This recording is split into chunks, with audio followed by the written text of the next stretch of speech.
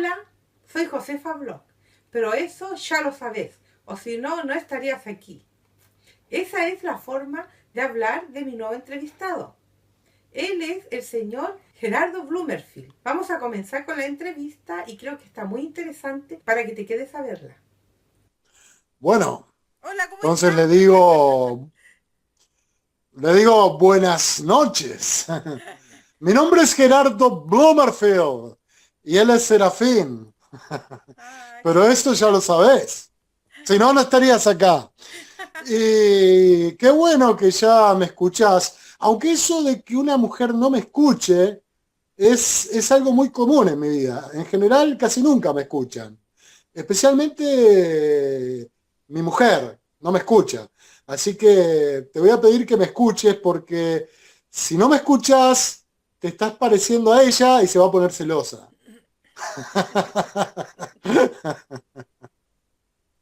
me dio miedo y pensé que ya se lo estaba enrollando entero.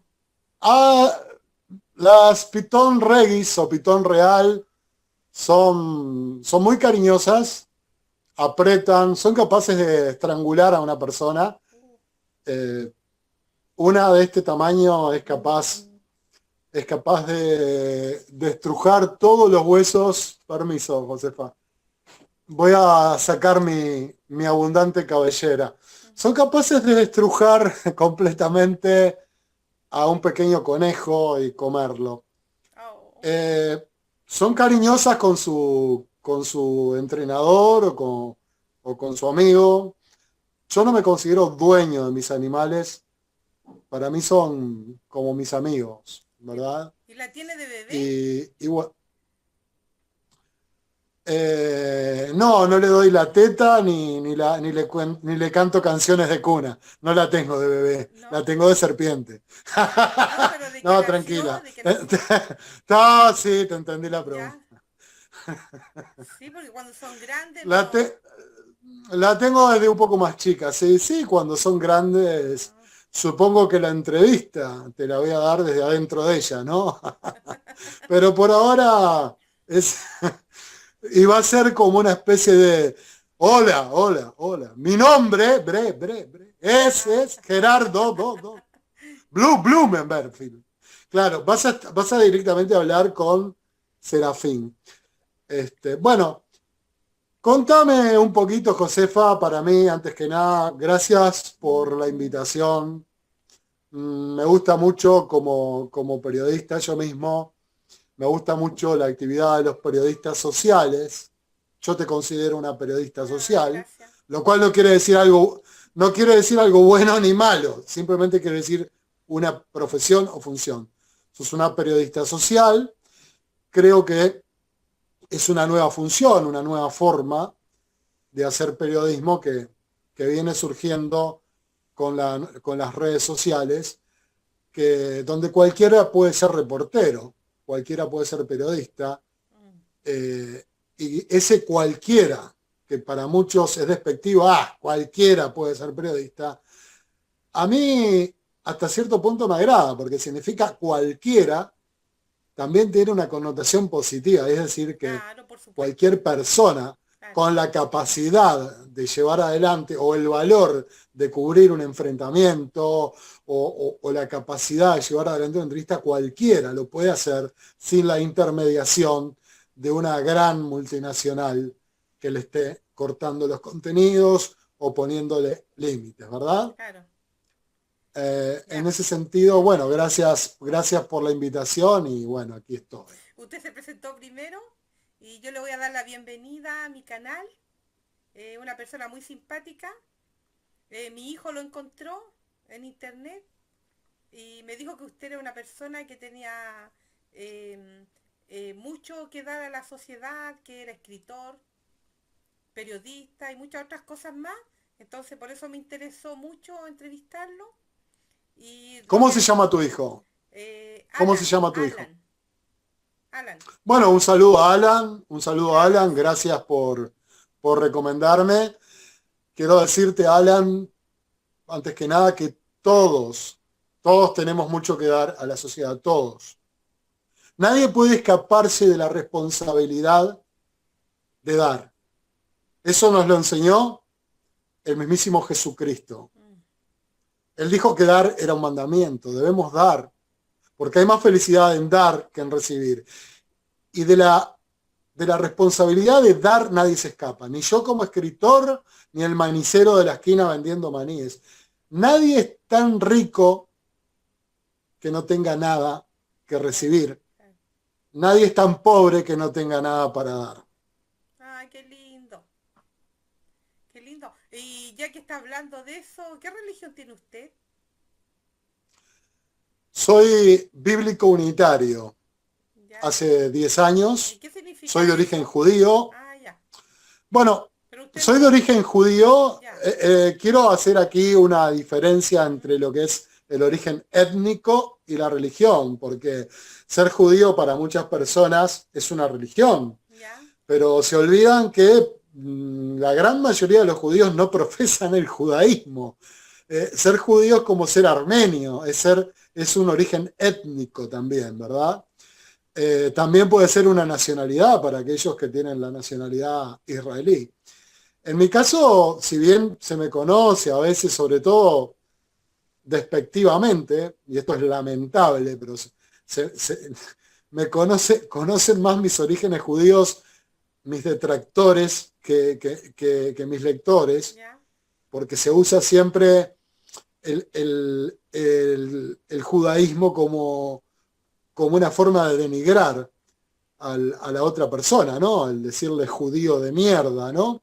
Como si ser judío fuera un insulto. Claro. Este, eh, Hace mucho énfasis en mi judaísmo. Quiero aclarar que mi judaísmo es étnico. Yo, o sea, soy descendiente de judíos, no profeso el judaísmo como religión. Y al igual que Sir Isaac Newton, que también era de ascendencia judía, él profesaba el unitarismo y es exactamente mi caso. Yo profeso eh, la fe unitaria, bíblico unitaria. Y esta es una fe que, aunque poco conocida para las personas, ha tenido grandes referentes. Ya. Es la fe que dio origen a la Ilustración, por mencionar uno, ya lo mencioné, Sir Isaac Newton, John Locke, fueron unitarios. Un escritor muy famoso unitario fue John Milton, el autor del Paraíso Perdido. Eh, y hubo grandes pensadores, incluso que estuvieron dispuestos a dar su vida por su fe unitaria. Quizá el mártir más famoso del unitarismo fue Miguel Servet, a quien tomamos como un gran referente, que fue ni más ni menos que quien descubrió la circulación pulmonar de la sangre. Era un científico y teólogo, Miguel Servet. Él descubre que la sangre circula y es ejecutado por Calvino, es prendido fuego vivo por las iglesias protestantes, por la iglesia de Calvino, y es uno de los mártires o figuras o referentes más conocidos del unitarismo. Yo llevo ya este año 11 años de unitarismo, de Oh, mi conversión al ya. unitarismo. Soy Oh. unitario. Sí, lo importante es tener fe, como un respeto para todas las personas. Bueno, según Santiago, mejor dicho, según Jacobo, porque el nombre Santiago es un nombre mal escrito. Viene de Sant Yago, de San Jacobo.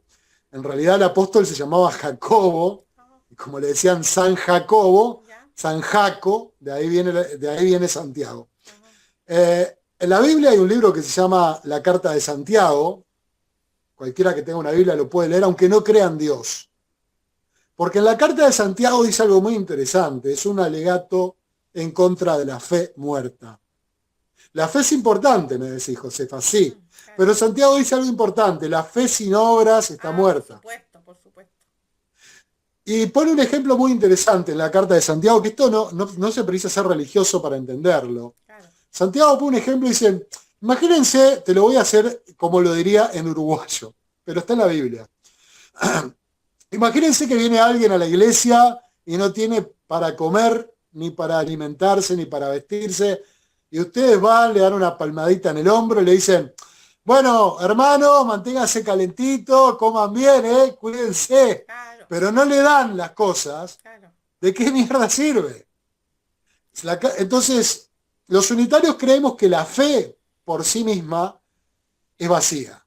La fe tiene que llevar a obras, porque las obras son un síntoma de la fe. ¿Mm? Es decir, así como la tos es un síntoma de un resfriado, la tontería es un síntoma del amor, las obras, las buenas acciones son un síntoma de la fe, son la demostración visible de que uno tiene fe, porque si uno dice, tengo fe como para cruzar el río, sí, tengo fe que, bueno, pero cruzalo de una vez, no estés como un huevón ahí, diciendo, tengo fe para... Yo tengo fe que voy a saltar, tengo fe que no me va a pasar nada, tengo fe, bueno, pero saltá de una vez, porque si no saltás, yo no puedo ver que tenés esa fe, ¿verdad? Claro, Entonces, a eso iba, ¿no? claro. Ah, me parece muy bien. Lo que yo quería saber de usted, y yo creo que a todos nos importa en mi canal, de sus profesiones. ¿Qué estudió usted? ¿En qué se realizó como persona? ¿En lo que estudió? Bueno, tengo una formación bastante ecléctica.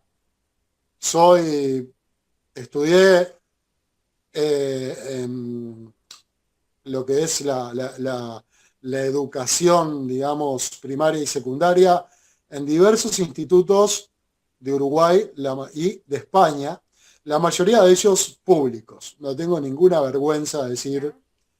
que menos un año que fui a colegio de monjas, la mayoría de mis estudios liceales y colegiales fueron en escuelas públicas de Uruguay, ¿Mm?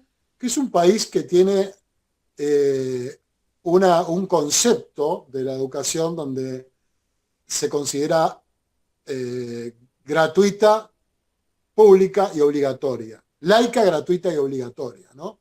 En Uruguay la educación es gratuita hasta grado terciario. Uno se puede recibir de abogado en Uruguay sin Oh, pagar un peso. qué maravilla. Pero además es obligatoria hasta cierto grado de secundaria. Fuera de esos estudios, yo tengo una formación musical en la cual me recibí de profesor de piano y solfeo en el Oh, Instituto Wolfgang Amadeus Mozart. ya.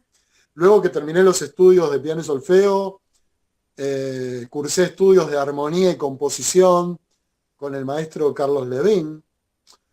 Eh, y luego he tenido mucha formación autodidacta. Tengo estudios de ingeniería informática hechos en Estados Unidos, en diferentes partes. He viajado mucho y eso no me ha permitido hacer cursos demasiado largos en un Ya. mismo lugar. Sin embargo, mi carrera como escritor, te tengo que decir, Josefa, que a escribir no se puede aprender, no hay cursos de escritor. Yo no te puedo dar un curso de escritor, yo te puedo enseñar, y qué mezquino que es el lenguaje en esto, ¿Mm? porque decimos escribir cuando escribimos un recibo y decimos escribir la misma palabra cuando escribimos un libro. Claro, Yo te puedo enseñar a escribir la lista del supermercado, claro. pero yo no te puedo enseñar a escribir un poema. Eso es algo que no se aprende. Lo mismo sucede con la música. Uno puede aprender armonía, contrapunto, composición, pero algo que nos deja claro siempre los compositores es que nadie te puede enseñar a componer, porque si no tenés la musa, el numen, la inspiración dentro tuyo, Claro. eso que no podés aprender, que es esa voz interna, y ojo que no, no me refiero a la psicosis, no, esa voz interna que te susurra una historia, que te susurra una melodía, no podés componer, no podés escribir, no podés crear obras de arte como esta, de un cuadro, ¿Y usted hizo ese un cuadro? óleo de... No, es de Gerardo López Hernández, un tocayo mexicano Ya.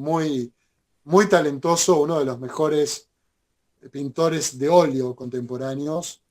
E hizo este cuadro y me lo dedicó y lo mandé traer desde México. Oh. Y, y ¿Me lo bueno, puede digamos mostrar? que ¿Me lo muestra? sí, claro, sí, claro, se llama Examen de Conciencia Oh, y, y es la tapa de mi último libro pétalos de carne. ¿Mm? Ya. Hubo un escritor que dijo una vez, he sido chofer, camarero, cantinero, policía y todas las profesiones que solemos tener los escritores. Ya. Ser escritor implica tener muchas profesiones, y no solo por necesidad monetaria. Un escritor tiene que se va a dedicar a la narrativa, al cuento, sobre todo si lo va a basar en entornos urbanos, no puede escribir de una ciudad que no conoce. Claro. Yo he tenido muchas profesiones en mi vida. Una de las primeras profesiones que tuve, y las considero parte de mi formación como escritor, fue sepulturero. Soy hijo de sepultureros.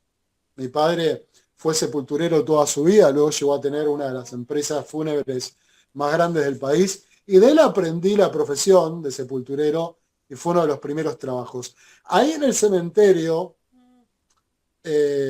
pude aprender, ante la contemplación de las reacciones de los seres humanos a la muerte, Claro. pude aprender mucho sobre la vida.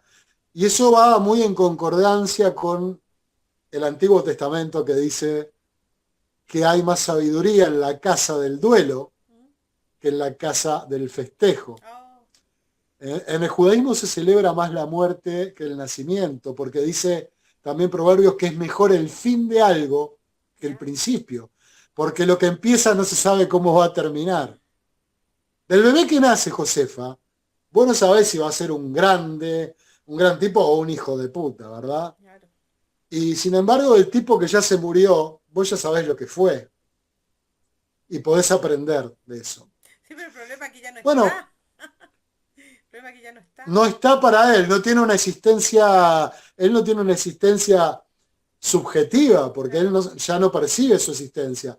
Y fíjate vos que ahí en el unitarismo creemos, es la única quizá religión que cree que la muerte es el fin. Claro. No creemos en la vida en el más allá. En el unitarismo creemos que al morir la vida termina completamente, no hay alma. ¿Eh? Pero de esa persona que deja de tener existencia subjetiva, los otros, que se transforma en un objeto de observación para nosotros, su vida, sus obras, lo acompañan. Y nosotros sí podemos aprender de él, ¿verdad? Nosotros podemos hacer una evaluación de la gente que muere y a veces tomar conciencia de sus grandezas, alejándolas un poco de sus bajezas, porque nota algo, Josefa. El amor es el único sentimiento que trasciende a la muerte. El odio no. Mm, Vos podés seguir amando a alguien que muere. Yo amo a Chopin. Chopin está muerto. claro. Sin embargo, no odio a Hitler, por más que fue un hijo de la... Pero no lo odio porque es imposible odiar a un muerto. Claro. Ya está muerto. Hacer la prueba, pensar, no sé, Pinochet, no sé, vos que sos chilena, Claro. pensar el tipo más detestable, no sé, Justin Bieber, no sé. Pensar el tipo...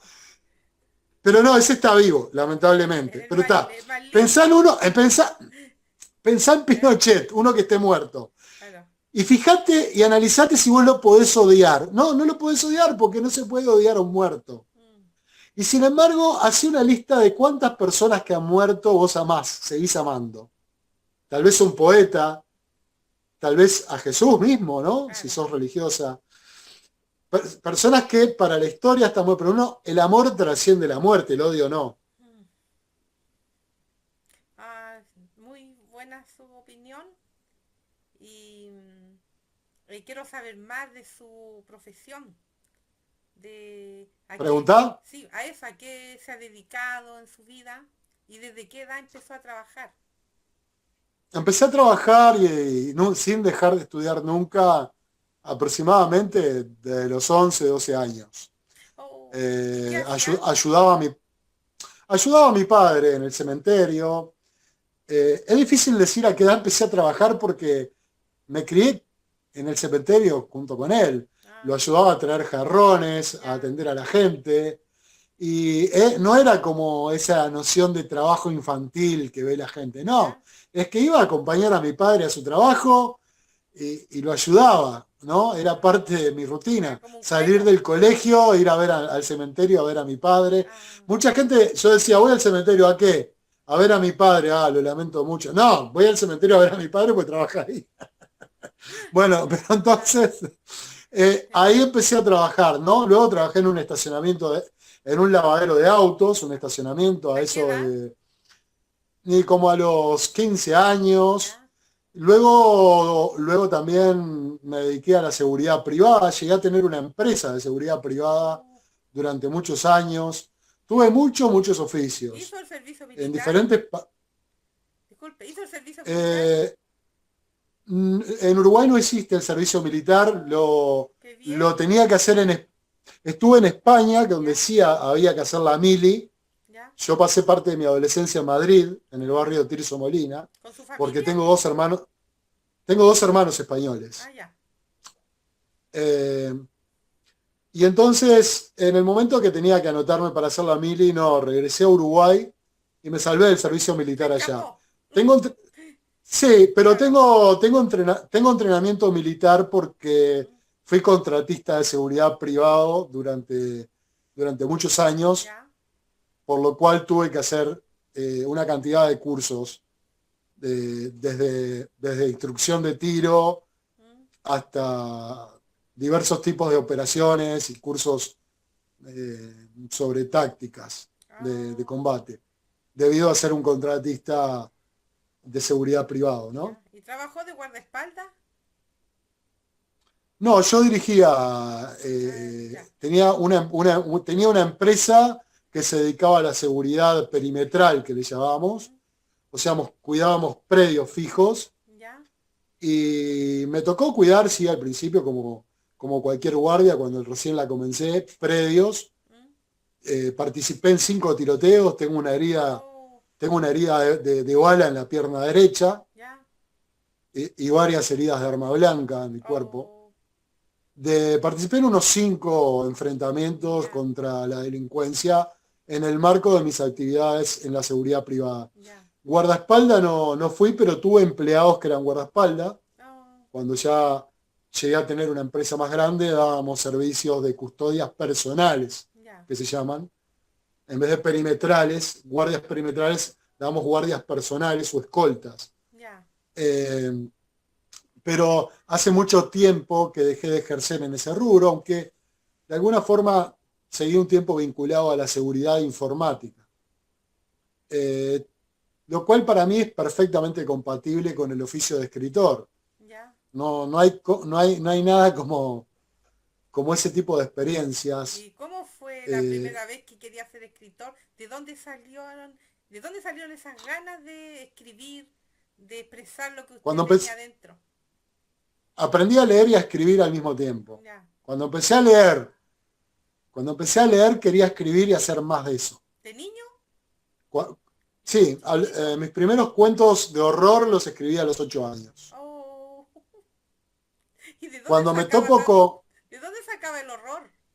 ¿Veía películas? ¿Le contaba a alguien? ¿O por el cementerio? eh, no, contrario a lo que la gente piensa, el cementerio es un lugar de mucha paz. Claro.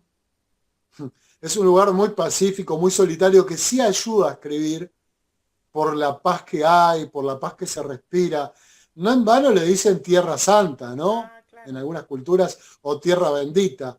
Es claro, un lugar donde en realidad no muere nadie. La gente que va ya está muerta. claro, Es decir, que no hay violencia, no hay negatividad ahí. claro. Hay descanso, ¿no? La inspiración principal la sacaba, como le hablábamos con mi amada novia Tania en su canal, en su podcast, de los ciclos de películas de horror que eran típicos de los días viernes. ¿Ya? De ahí yo sacaba mucha inspiración, del cine de horror, pero también de autores de horror, y hubo una serie de autores que influenciaron mucho mi vida. Sin duda que los tres que más me influenciaron y que los leo, yo sé leer y escribir desde los 4 o 5 años. Oh, Entré a la escuela sabiendo leer y escribir porque tuve un tío, que dicho sea de paso, ese tío era legionario. ¿ya? Ese tío falleció sirviendo en la Legión extranjera francesa. Mm, desplegado en Argelia. ya, Ese tío, que era muy aventurero, me enseñó a leer y escribir. Me enseñaba, se sentaba conmigo y tuvo la paciencia de enseñarme a escribir con 4 o 5 años. oh, Y yo entré al colegio sabiendo leer y escribir. A los 8 años, 7, 8 años, empecé a escribir, a leer a Edgar Allan Poe y me encantó. Me acuerdo que yo llegaba a mi cuarto con un cuento nuevo de Poe y apagaba la luz, me sentaba en mi escritorio, ponía una lámpara y tenía miedo de que el cuento se terminara porque lo disfrutaba tanto que leía uno y decía, leo uno nomás, voy a guardar uno para más. Era como comer bombones para mí, era un placer tremendo. Edgar Allan Poe marcó muchísimo, muchísimo mi infancia. Hasta que descubro al que sin duda es mi mayor influencia, que es el escritor judío americano Robert Bloch, ya, el autor de Psicosis, el autor de Twilight Zone, ah, el autor de un cuentista corto, autor de muy pocas novelas, ya, pero muy influyente, que fue discípulo de Lovecraft. Era uno de los discípulos más consentidos de Lovecraft, Robert Bloch, autor fallecido, que fallece en 1994.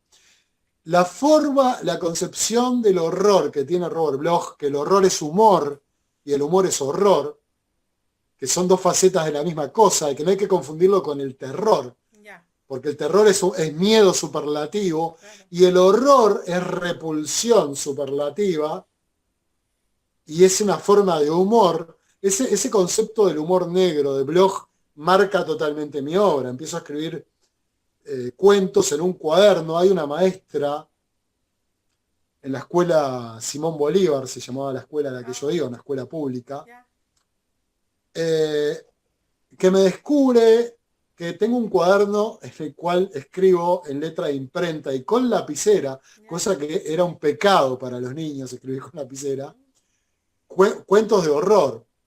Mi primer cuento se llamaba Las 13 campanadas. Y el argumento se trataba de una familia que hereda una casa donde todos los relojes, en lugar de tener 12 horas, tienen 13 horas. Llegan hasta el número 13. Y la familia se pregunta qué va a pasar cuando suenen las 13 campanadas.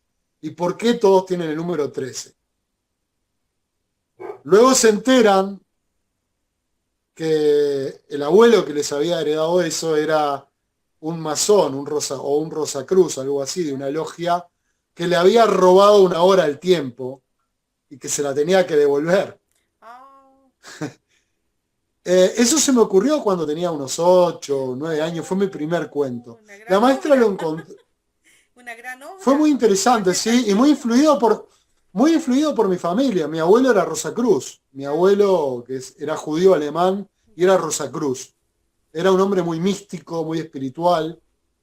No sé si está familiarizada con los Rosacruces, yo no lo soy, ya, pero los Rosacruces son un movimiento esotérico que investiga mucho, ¿verdad? Todas las preguntas que uno se hace respecto al universo y ya, demás.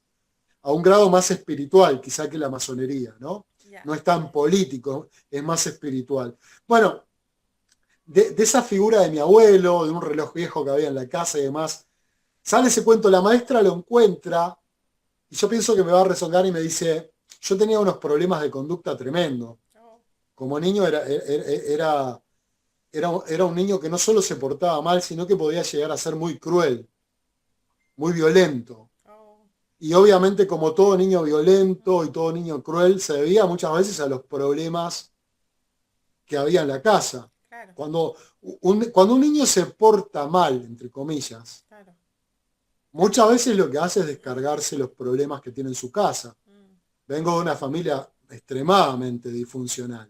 mm, Entonces, cuando la maestra ve que mientras yo escribo estoy en calma, agarra y me dice, no, no te voy a rezongar, quiero que ahora que termine, yo terminaba antes que todos, quiero que ahora que terminaste la tarea vayas y me escribas otro cuento y me lo voy a llevar para casa para leer y todos los días, cuando termines las tareas, vas a escribir cuentos de terror como te gustan a vos y yo te oh, los voy a leer y te los voy a corregir. ya, oh, una visionaria esa maestra porque me incentivó. Me acuerdo que mi viejo, el sepulturero, mi padre, mi viejo, como decimos en Uruguay, no me incentivaba mucho que me gustara el horror. Me acuerdo que el viejo siempre decía, largá esa porquería, ya estás leyendo esa porquería. O sea, estaba como mal visto. ¿Mm? Mm, Mi madre, por otra parte, era parapsicóloga. En casa era habitual que mi madre estuviera reunida con sus compañeros del CLAP, el ya. Centro Latinoamericano de Parapsicología, Oh, que era un grupo de personas que estudiaban y practicaban y experimentaban fenómenos psíquicos. Yo a veces llegaba de la escuela y veía a mi madre con agujas de madera atravesadas sin sentir dolor, oh, veía que estaban sesiones mediúnicas en la casa, eso también influía mucho en mí, claro. ¿no? Mi madre quizá era más comprensiva en cuanto a mi literatura. O sea, un padre sepulturero, una madre parapsicóloga, un tío legionario que se suicida o lo inducen al suicidio Oh, en la legión. Nunca se sabe porque la legión tenía costumbre de hacer pasar por suicidios mm, las ejecuciones de sus propios legionarios. oh, Y todo ese era el contexto que se vivía en casa y que fue forjando un poco su mi personalidad, literatura. claro. Y su personalidad a futuro.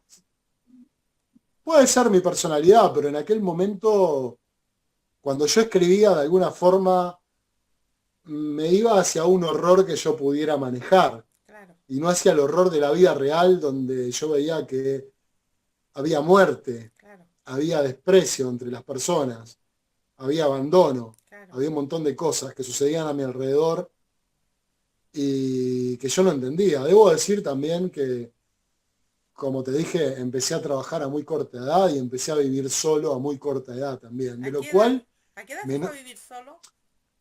me fui a vivir solo cuando tenía 13 años y me fui a España, Oh, me fui a vivir solo. mm, Cuando volví a Uruguay seguí viviendo ya. solo y debido a diversas problemáticas de mis padres, mi padre era Mm, un, mi padre fue toda su vida un alcohólico. ya, No con esto voy a decir que fue un mal padre, fue alcohólico siempre.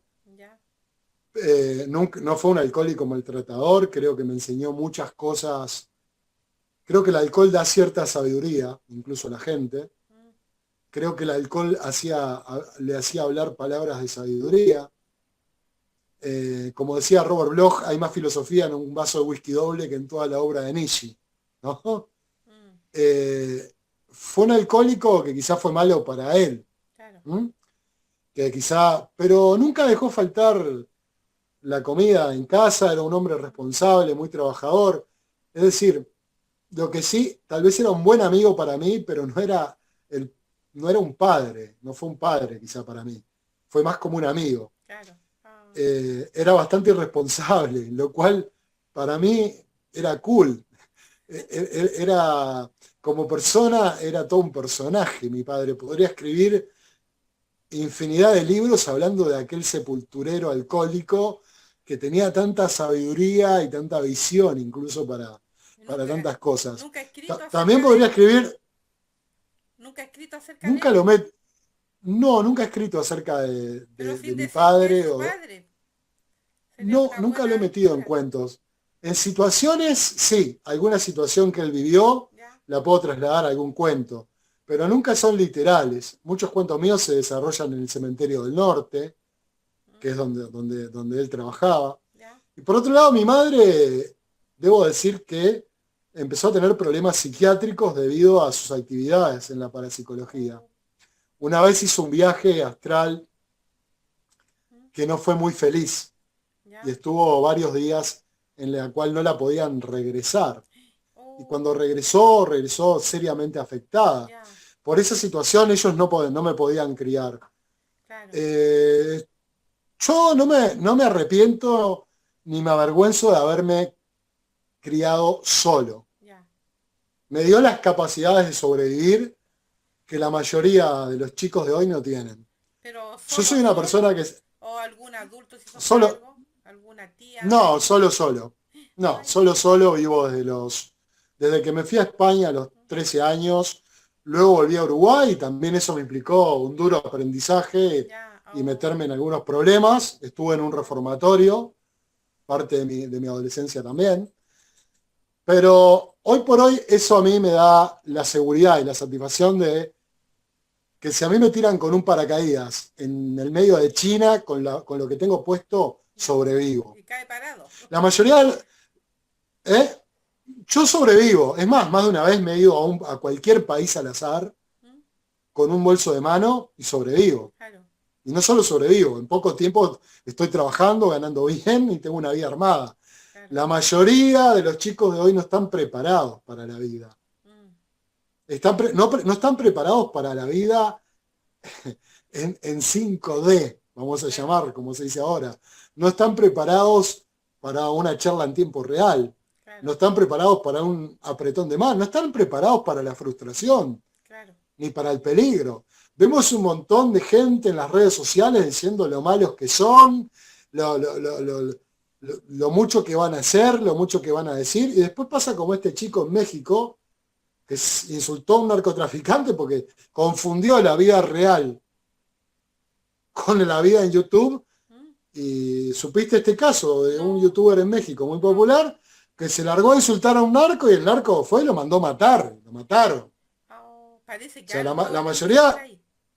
Ya, la ventaja de ser un xennial, ya, o sea, de la última etapa de la generación X, es que los xennials podemos lidiar con pájaros y con serpientes. Conocemos el mundo analógico y conocemos el digital. Los millennials no están lo suficientemente preparados para el mundo de carne y sangre, para el mundo de hueso y rajadura. mm, No están preparados para quebrarse. Están más preparados para la quebradura de la pantalla del celular que para la quebradura de un hueso. claro. Y eso nos debería preocupar. Mm, Y ojo que tengo un hijo de 13 años en Texas, ¿eh? ya, Y me preocupa. Y siempre me encargo de decirle a la madre que lo saque, que lo haga dar una vuelta por el mundo, que no lo deje tan conectado. claro, Porque estamos conectados, en el fondo estamos conectados a la nada. claro. ¿No? Y cuando las redes son una extensión de una vida que ya tenemos, son parte de nuestra vida. Claro. Cuando las redes y el mundo 2D se transforma en la vida misma, eso nos hace débiles, vulnerables. Yo, el hecho de tener que sobrevivir Mm, sin opción, me dio temple, me dio fortaleza y me dio capacidad de supervivencia que no cambiaría por ninguna formación ni por ningún curso que me pudieran ofrecer. ya, La capacidad de decir, más después que conocí a Dios, sin conocer a Dios decía, no me va a pasar nada que no pueda enfrentar. Ahora que lo conozco, digo, y con Dios de mi parte menos. claro. Eso le va creando a uno un sentido de confianza en la vida, de que la vida puede llegar a ser dura, puede llegar a ser terrible, pero que nunca deja de ser hermosa, ni aún en las peores circunstancias. Claro, la misma opinión tengo yo.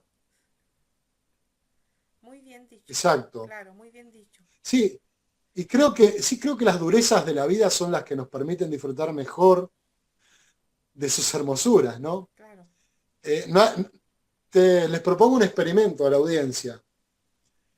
Descálcense y salgan a caminar por la calle.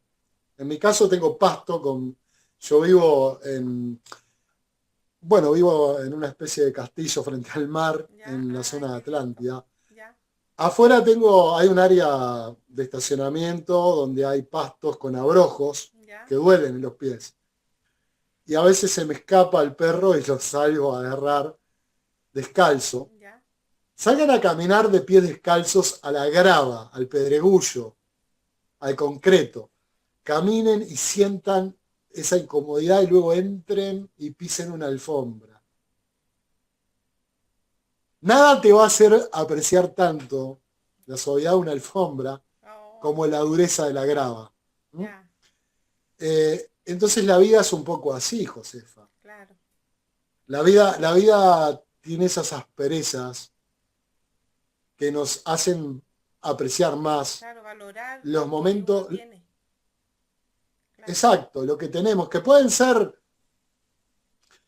eh, cosas trascendentes y enormes, o pueden ser bellezas simples. mm, Por ejemplo, yo en este momento siento mucho placer por el diálogo en sí. Estamos dialogando. claro, A mí dialogar me causa un enorme placer. claro, Somos dos personas, sí, vos me estás entrevistando, supongo que estás haciendo lo que te gusta, me estás entrevistando. claro, por Y supuesto, mirá, solo precisábamos, estamos usando las redes pero como un medio, pero en claro, sí, solo precisamos un par de oídos y un par de bocas, claro. Es que la tuya y la mía, claro, hay mucho de que uno tiene para... dentro y no lo expresa.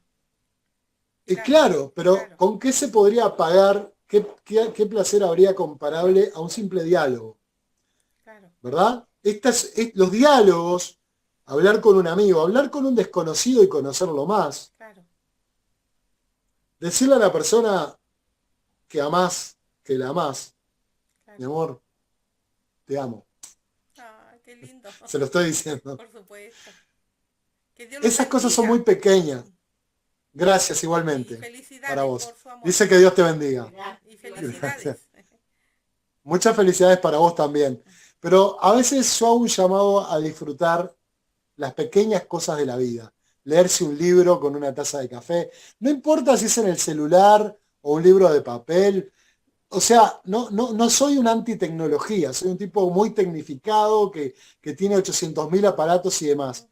Pero no nos desliguemos nunca de la realidad y de los pequeños placeres, del placer de un diálogo, Claro, del placer de una buena lectura, claro. del placer de tirarnos un rato a no hacer nada, a mirar el techo, del placer de acariciar un animal. ¿Mm? Mm, Porque la vida ya tiene sus propias durezas claro. y ahí es cuando vos empezás a extrañar eso. Es decir, cuando quedás mudo es que extrañás y decís, si tuviera la voz. Hace poco vos sabés, Josefa, que vengo con un problema de salud. Claro. Ay, mirá, se me cayó, El se me escenario. cobró vida. Bueno, el blooper de la televisión en vivo ya lo tenemos, ¿no? Claro. El blooper ya está. Vos sabés que vengo de un problemita de salud, que es la gota, lo cual es un problema menor comparado a otros. Y basta que a uno le duela un pie para decir, si pudiera caminar tranquilo, Mm, ¿cómo valoramos las cosas que perdemos, no? claro. Lo bueno es valorarlas cuando todavía las tenés. Bueno, no sé, es un poco una reflexión que dejo y que quiero que la tomen con pinzas, como todo lo que digo, porque eh, dije una vez que yo no vine a traer ningún mensaje al mundo. Claro. Eh, Simplemente a compartir lo que veo desde mi ventanilla en este planeta en el que vamos todos navegando.